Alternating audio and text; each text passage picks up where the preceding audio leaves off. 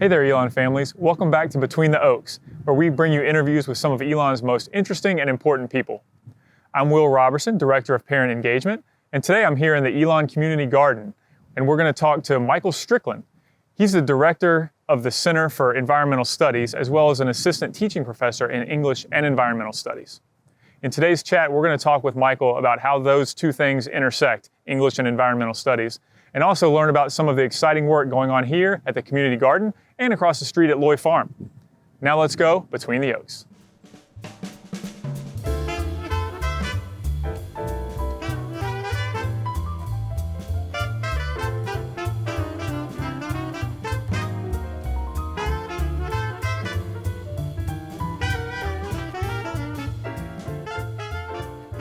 All right, and we're joined here by Michael Strickland. Michael, thank you so much for being here. Thank you, it's a pleasure. And we are here outside at the Community Garden here on the campus of Elon. Michael, tell us a little bit about what happens here at the garden. Well, every semester I teach a class here, Garden Studio. So my students are out here every Tuesday and Thursday afternoon into the evening. We have work sessions on Friday afternoon and again on Sunday afternoon. So there are students working out here all year round. That's one of the things I tell them is that in North Carolina, you can grow food 365 days a year. So what are we growing back here? Right now we've shifted into cold weather crops, so there's a lot of cauliflower, broccoli, kale, collards, cabbage, arugula, lettuce, mustard greens, things like that. All right, very cool. Yep. So what do you think the students are getting out of that experience? Like, why are the skills that they're learning here at the Community Garden helpful for them? Well, for many of the students, it's the first time they've ever done something like this, except outside of the case, well, I used to help my grandmother do this when I was young, but I never really got it. I never really understood what it was all about. Right. So they learn about growing food, how difficult it is.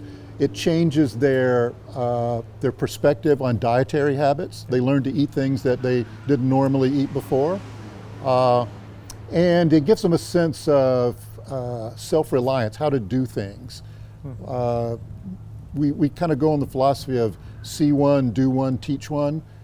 We show them how to do something they've never done before, work with a power tool or something like that, repairing a bench, and they do it themselves, and then the next semester they're showing somebody else how to do it. Right. So. Very good. And I know in addition to your work out here, you're also an English professor. I am. And so at first glance, English and environmental studies don't necessarily go together. So for you, what's that connection between English and being out here at the garden? Well, I grew up on a farm, so that's always been, and my undergraduate, I have 2 undergraduate degrees, one in zoology and one in English. And I always knew I lived somewhere in the middle of those two. So interdisciplinarity has always been a big thing for me. The discipline of environmental studies didn't exist when I was an undergrad. But even in grad school, I always crossed over borders. I did a lot of work when I was doing my master's degree in professional writing. I did a lot of work in a department of agricultural economics and rural sociology. So, and I worked with a guy who's now thought of as the godfather of the renaissance of farmers markets. So one of my projects, even though I was teaching English and studying professional writing, was helping a small town in South Carolina develop one of the first downtown farmers markets that it ever had before. Wow. Very cool. And you've been at Elon for a long time. I think we were just talking before we started rolling, 26 years? 27. This is year 27 maybe? 27 maybe, yeah, maybe even 28. Yeah, 27 I think. So take us back to Elon 27 years ago. How did you make your way here the first time? I actually was invited here with a group of people to be a program evaluator. It was right at that point in time where Elon was getting ready to grow and take off. Yeah.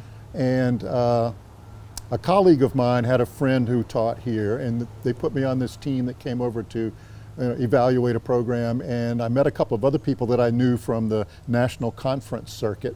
And one of them took me aside and said, you know, there's going to be a job opening here next year. We'd be interested if you would apply. Yeah. So I did, and I liked the feel I got from Elon of a place that was getting ready to take off, but still has to this day, even though we've tripled in size, a sense of nimbleness about it, that we can make decisions and do things innovative that would take years at a state school. Yeah, so in the last 26 years, what are some of those changes in that that nimbleness has allowed that you've seen some of kind of the big impact changes that you've seen? Well, the implementation of this garden, which Yeah. didn't exist when I came here, Yep. it started as a senior honors project, and the young woman whose project it was, I was on her thesis committee, and fortunately her boyfriend was a year younger than her, and she was going off to grad school in Ireland, and she said to him and to me, if you want to maintain contact with me, if you want this long distance relationship to work, you keep this garden going. Nice. And I told him, I said, if you want me to help with this, you're going to help me create a pipeline of younger students who are interested. So that's what we set out to do, and the school has let us just kind of incrementally grow over the years. Yep. And another example is Loy Farm and the Eco Village. Yep.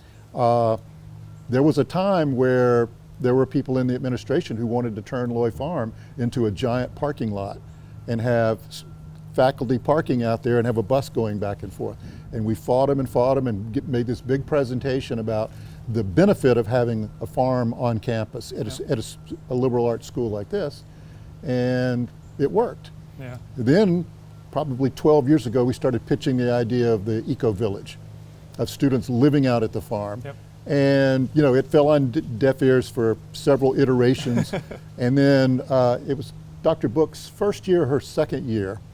We got her out to the farm and we were walking around and pitched the idea, and she turned and you could see a light go on in her eyes, and she said, she got it. Yeah. And made it happen in an amount of time that would be unheard of at other places. Now, do you find in your work here and at Loy Farm, are these popular programs with students, even like continually? Like, Yeah. are you seeing growth? Are you seeing kind of steady interest? Steady growth. Yeah. Yeah. Mm-hmm. The garden studio class closes out every semester. I can only take so many because we have limited amount of space.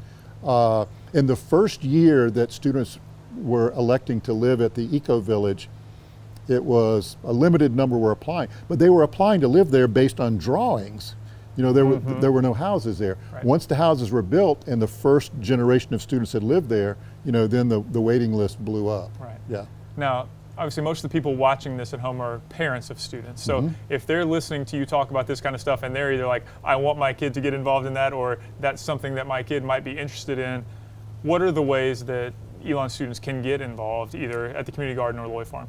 Well, there's a community garden club, and they are always at the org fair. Students can join. There's my class, Garden Studio. There are typically some sustainable agriculture classes that are taught out at Loy Farm. Yep. You will hear from student housing and admissions about the pathway to live at the Eco Village. It's sophomores and up. But students will quickly learn about that. They'll meet people who live out there and whatnot. Yeah. And we are, fingers crossed, hoping for the next phase of that and another 6 houses to be built over the next couple of years. So eventually, I would say hopefully within 2 years, there'll be 24 students living out there. And one way I know that you try to raise awareness for what's going on out here is you have seasonal events here. Yes. We just got done with the Pumpkin Festival last week, and then I believe the Strawberry Festival in the spring. Tell us a little bit about those 2 events. Yeah, those festivals were started in maybe the garden's second year I think it was, as a way to build some interest, because we didn't have the class yet. We were struggling to get students to come over and work and try to get our name on the map. So we came up with the idea of a strawberry festival that spring. The first year we had maybe 30 people, and we decided, well, that worked out well, let's try something in the fall. We came up with the idea of the Pumpkin Festival. We've been doing them now for 18 years straight, never missed a year, even during COVID. And typically we have 300 to 400 people attend those things. Yeah.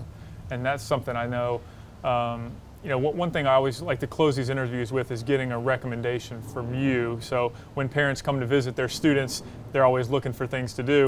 They can bring, the students and the parents can come visit, right? Absolutely. The garden or Loy Farm? Absolutely, yes. Kind of check out what's going on? They can absolutely come check out what's going on, hang out. We encourage people just to come and spend time here. This past summer, I was here with a couple of students who were interning, keeping the garden going, And there was a young student, and I never bothered her, I never even asked her name, but she had a job up here on campus and a class she was taking. At lunchtime, she would come down to the garden, eat her lunch sitting on the ground, and then get in the hammock and take like a 30-minute nap, and then get up and go back to her job. And she told me when I asked her about it, she always felt really refreshed after that. Yeah, so you don't necessarily need to be in the class or anything to enjoy it. Not at all. And I'll make a pitch here. At Loy Farm, on the back side of Loy Farm, we have an area called the Zen Zone, which is a setup that students in my class built last year based on an alumni family donation. And the family said, we want these funds to go to something having to do with the farm and garden to enrich students' lives, a place for them to get away from the hustle and bustle. And so we put in 2 little gazebos where students can go hang out. There's a 14-foot mountain waterfall running through there. It's a beautiful place to go kind of hide from what's going on the rest of the day at Elon. Yeah. Very cool. Well, we do, like I said, we do like to close with a recommendation. So let's think off campus. You know, students have their parents come visit. A lot of times they want to get off campus. You've lived here a long time. Is there a place or a thing or something to do that you would recommend that parents take their students when they come visit here in the local area? Well, I'd hesitate to be specific about that, but I would want to emphasize that we're in a beautiful location here, halfway in North Carolina, halfway between the mountains and the beach. The mountains are a couple hours away, the beach is a couple hours away. We have beautiful coastline and some of the most beautiful mountains on the entire East Coast. There are a lot of beautiful state parks. So if you're coming to visit your child, I recommend getting them outdoors, taking them off campus, going to locally the Haw River Trail, Cane Creek Park, just a little bit more of a drive up to Hanging Rock. That's a beautiful hike and a beautiful view up there. Very good. Very good. Those are good recommendations for sure. So really enjoyed getting to know you a little bit and learning more about what's going on at the garden and Loy Farm. So thank you so much for your time, Michael. Thanks, Will. Absolutely. Love doing it. Yeah, and thank you at home for watching, and we'll look forward to seeing you next month on Between the Oaks.